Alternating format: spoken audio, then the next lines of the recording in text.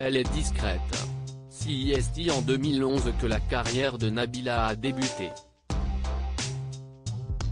La jeune femme a participé à des émissions de télé-réalité et a connu la notoriété en participant aux Anges de la télé-réalité. En effet, sa phrase « Allô ? Non, mais allô quoi ?» prononcée lors de la 5e saison du programme, a rapidement fait le buzz sur les réseaux sociaux.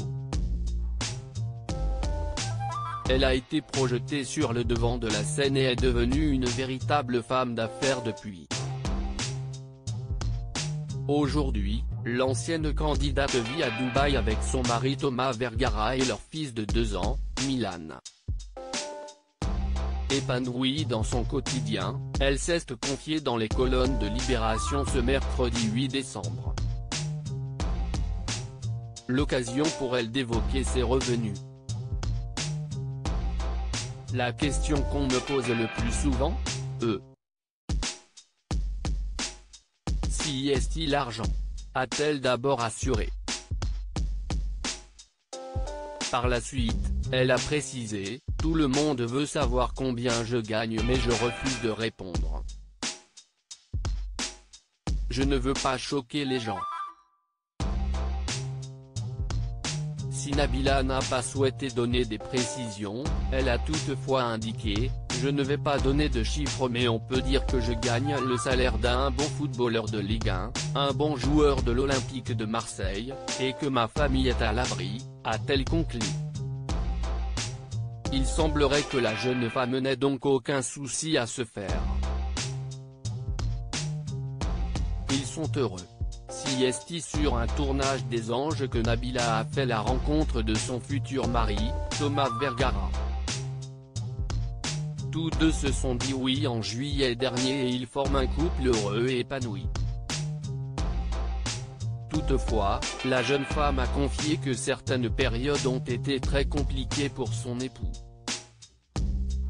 Il a souffert du fait qu'il vivait dans mon ombre, a-t-elle d'abord affirmé. En 2014, Thomas Vergara a failli perdre la vie après avoir été poignardé dans le dos par Nabila. Un geste qu'elle a évoqué dans les colonnes de Libération. Si est-il vrai que c'était lui la victime, mais moi aussi je l'étais, a-t-elle assuré. La raison ? Je ne voulais pas le blesser, juste lui faire peur, pour qu'il se calme parce qu'il devenait triste, jaloux et énervé, a-t-elle précisé avant d'ajouter, ça lui faisait de la peine que je sois hypersexualisé. Avec du recul, je comprends son sentiment et on se calcule mieux de manière générale, a-t-elle conclu. Pour rappel, Nabila avait été mise en examen pour tentative d'homicide et avait été incarcérée durant 5 semaines dans le quartier pour femmes de la maison d'arrêt de Versailles, Yvelines. Un sujet bouleversant que le couple évoque sans langue de bois. Nabila, pourquoi va-t-elle prochainement retourner en prison ? Nabila va prochainement retourner en prison mais, cette fois-ci, la jeune femme est ravie.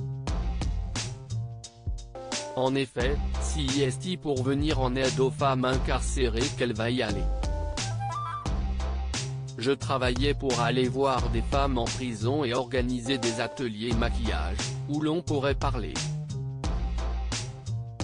Et des choses qui pourraient leur faire du bien, a-t-elle d'abord confié à ses abonnés il y a quelques jours. Par la suite, elle avait précisé, ce n'est pas parce qu'on est emprisonné qu'on est privé de tous nos droits. En prison il y a des cours d'art, de maths, toutes les leçons. On peut aussi travailler, il y a l'éducation nationale qui fait passer des bacs, des brevets. Une initiative dont elle se réjouit. Loading DJ.